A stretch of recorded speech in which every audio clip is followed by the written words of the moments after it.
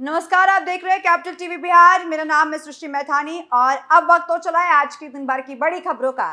तो आज बुलेटिन में जानेंगे बालू तस्करों को लेकर क्या सियासत गरमाई हुई है, पक्ष विपक्ष के क्या बड़े बयान इसमें सामने आ रहे हैं। साथ में दूसरी बड़ी मुसीबत नीतीश सरकार पर जानेंगे दूसरी बड़ी खबर में, जहां अब जहरीली शराब से हुई मौतों पर एनएचआरसी अलर्ट हो गई है। 6 हफ्तों के अंदर अब रिपोर्ट पेश करनी होगी नीतीश सरकार को। पूरी खबर आपको तफसील से बताएंगे और भी दिन भर की बड़ी खबरों से आपको रूबरू कराएंगे, लेकिन उससे पहले एक नजर हेडलाइन पर। आरजेडी पर बरसे सुशील मोदी, दिया बड़ा बयान, बोले लालू बालू के रिश्ते से पुलिस पर हमलावर माफिया, आरजेडी की पॉलिटिकल फंडिंग का उगला राज।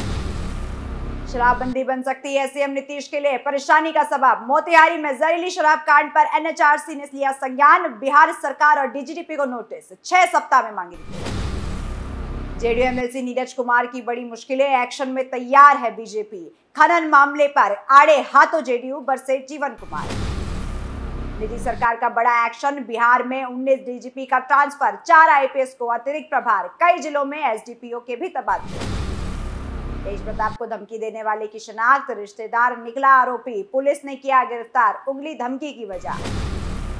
बिहार में कोरोना रिटर्न्स, रफ्तार पर कोरोना वायरस, 7 महीने के बच्चे समेत 2 की मौत, एक्टिव केस 600 से पार। बीजेपी पर भड़के उप मुख्यमंत्री, दिया बड़ा बयान, झूठ बोलने में होलसेलर और डिस्ट्रीब्यूटर है पार्टी, बोले तेजस्वी यादव। बिहार सुपौल में टला बड़ा हादसा, ट्रेन ड्राइवर की सूझबूझ से बची जान, समय रहते लगाया ब्रेक, नशे में धुत पटरी पर लेटा था युवक। राजधानी पटना के बिहाटा में हुए बालू माफिया कांड के बाद नीतीश कुमार विपक्ष के निशानों पर आ गए हैं, जहां पूर्व उप मुख्यमंत्री और राज्यसभा सदस्य सुशील मोदी ने अपने एक बयान में कहा कि बिहार में लालू और बालू का रिश्ता अटूट है, इसलिए आरजेडी के सत्ता में आते ही बालू माफिया का दुस्साहस बढ़ जाता है और इसी का परिणाम है कि महिला अधिकारी पर जानलेवा हमला किया जाता है। सुशील मोदी बोले कि आरजेडी बालू माफिया की पॉलिटिकल फंडिंग करता है और नीतीश कुमार ने खनन विभाग लालू प्रसाद की पार्टी को सौंपकर बिल्ली को दूध की रखवाली करने जैसा फैसला किया है। सुशील मोदी ने दावा किया कि सीएम नीतीश कुमार के पास बालू माफिया पर कार्रवाई करने की हिम्मत नहीं है। वहीं सुशील मोदी ने आगे कहा कि बालू माफिया सुभाष यादव को आरजेडी ने चतरा के लोकसभा चुनाव लड़ने के लिए टिकट दिया था। दूसरे बालू माफिया आरजेडी के पूर्व विधायक अरुण यादव दुष्कर्म के मामले में जेल में सजा काट रहे हैं। इन्हीं सुभाष यादव और अरुण यादव ने राबड़ी देवी के 8 फ्लैट के एक दिन में ही 5 करोड़ 28 लाख रुपए खरीदे थे, जहां पिछले 6 महीनों में पुलिस पर बालू माफिया के हमले के 1 दर्जन से ज्यादा घटनाएं की। राष्ट्रीय मानवाधिकार आयोग ने बिहार के कई जिलों में जहरीली शराब पीने से हुई मौतों को लेकर राज्य सरकार और प्रदेश के पुलिस महानिदेशक को नोटिस जारी किया है। बता दें कि आयोग के अधिकारियों ने 19 अप्रैल को ये जानकारी दी, जहां अब बताया जा रहा है कि एनएचआरसी की ओर से 6 हफ्तों में रिपोर्ट सौंपने की हिदायत है। इस बयान में कहा गया है कि आयोग ने 16 अप्रैल 2023 को जहरीली शराब जहां पीने से मौतों पर मीडिया में आई खबरों पर स्वतः संज्ञान लिया है।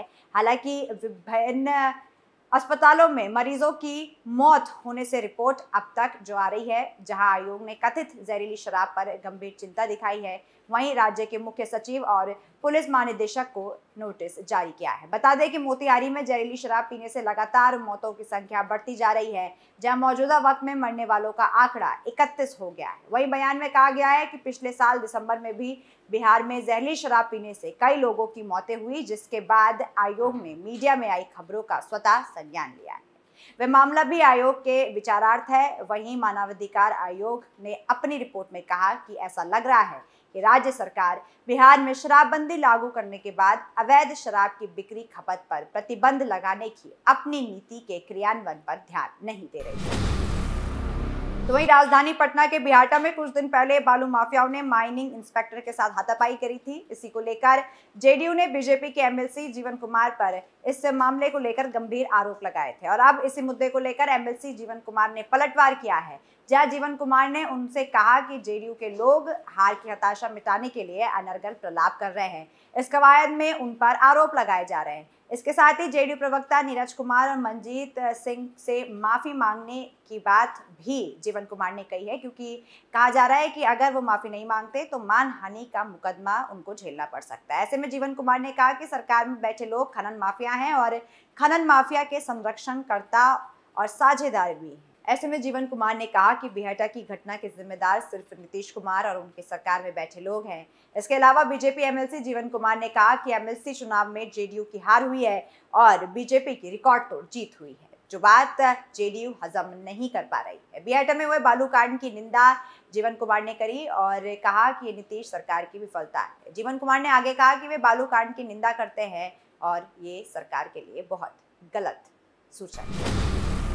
तो वही नीतीश कुमार सरकार ने पुलिस महकमे में बड़ा फेरबदल किया है, जहां राज्य में 19 डीएसपी का ट्रांसफर किया गया है। वहीं 4 आईपीएस अधिकारियों को बिहार पुलिस ट्रांसफर लिस्ट में सौंपा गया है। जहां इसके अलावा बता दें कि बिहार के कई जिलों में एसडीपीओ बदले गए हैं। बता दें कि जिन आईपीएस अधिकारियों को अतिरिक्त प्रभार दिए गए हैं उनमें किरण कुमार गोरख जादव को अतिरिक्त प्रभार विशेषज्ञ सशस्त्र पुलिस बल बगहा की जिम्मेदारी दी गई है, जहां अब भी वो पुलिस अधीक्षक बगहा की जिम्मेदारी संभाल रहे हैं।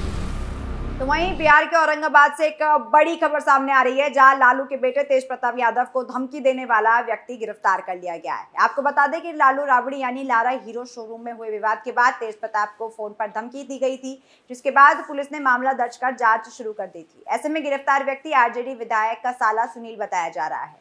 इस मामले में सुनील ने आगे सफाई दी कि सुनील ने मंत्री को कोई धमकी नहीं दी।